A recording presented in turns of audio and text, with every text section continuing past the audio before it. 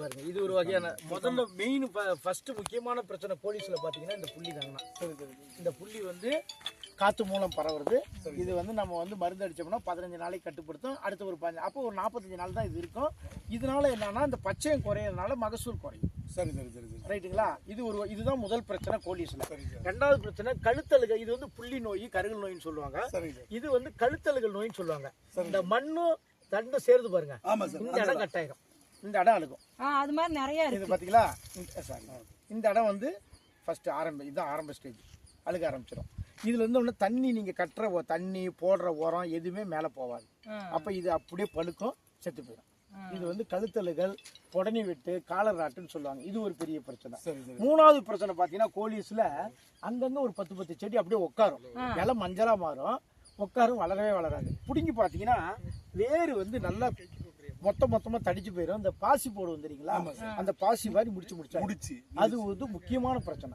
அதுல ஒவ்வொரு ஊர்லயும் ஒரு மாதிரி சொல்லுவாங்க, மாரியாய் நோய்பாங்க, வேர் முடிச்சுப்பாங்க. அதுக்கு பேர் நிமட்டோட் நூறு புழுன்னு சொல்லுவாங்க. அது வந்து வந்துச்சுன்னா கிழங்கு வராது, வெறும் வேர் வேறதான் இருக்கும். இந்த 3 பிரச்சனை தான் கோலியஸ்ல. இதை கவனமா பாத்தீங்கன்னா இது அருமையான பயிர், நல்ல பயிர், பெரிய செலவுலாம் கிடையாது. இது மருந்து அடிக்கிறது மட்டும். இந்த புள்ளி நோய்க்கு வந்து நீங்க 3 மருந்து அடிச்சே தான் ஆகணும். இதுக்கெல்லாம் ஒரே இதுல நம்ம கண்ட்ரோல் பண்ணலாம்.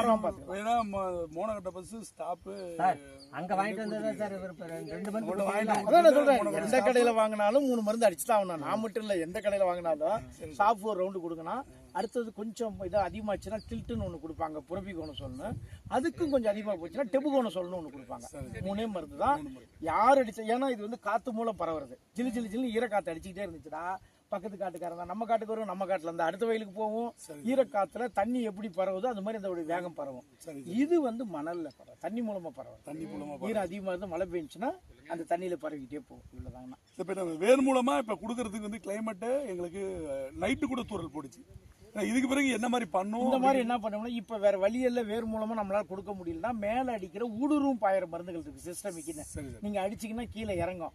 ஆனாலும் எது சார் பெஸ்ட் ரிசல்ட்னா தண்ணியில விடும். மண்ணுல வழியா மண்ணுல விடுறதா மணல்ல விசிறி விடுறது தாராளமா விசிறி விடலாம். ஈரம் நல்ல மழை தூரத்துக்கு முன்னாடி இல்ல மழை வர மாதிரி இருந்தா விசிறி விட்டுருங்க. அந்த ஈரத்துல அது இறங்கிக்கும். ஆமா, லேட்டா இறங்கும். இல்ல ஏமா இப்ப நான் உங்களுக்கு வந்து இது ஆரம்ப ஸ்டேஜ். இதே ரொம்ப அதிகமா இருந்துச்சுன்னா உடனே மருந்து கொடுத்து அடிக்க சொல்லிடுவேன்.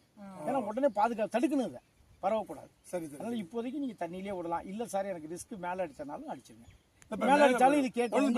தண்ணியில விடுறது பிரச்சனை இல்லை சார். ஏன்னா தண்ணிக்கு பிறகு இப்ப கிளைமேட்டும் மாறி இருக்கு, மழை இருக்குன்னு வேற சொல்லிருக்காங்க. அதனால ஏதாவது பாதிக்குமா? நம்ம அவங்க வந்து மணல்ல போட சொல்றாங்க. மணல்ல போட்டுக்கிறது வேர்லாம் நல்லா பாருங்க, சல்லி வேர்லாம் நல்லா இருக்குன்னா இந்த புடனி வெட்டுங்கிறதுல வந்து இந்த இடம் கட்டா அந்த வயலில எல்லா போலீஸ் நாங்க 15 பாத்தீங்களா இதுதான் இந்த கோலியஸ்ல வர புடனி வெட்டு. இதுல பாருங்க வேர்லாம் நல்லா இருக்கும். நீங்க கீழே பாருங்க வெள்ளை வேர். இந்த வேர் தான் நீங்க போடுற உரம், தண்ணி எல்லாத்தையும் இழுக்கிற ஏஜென்ட்.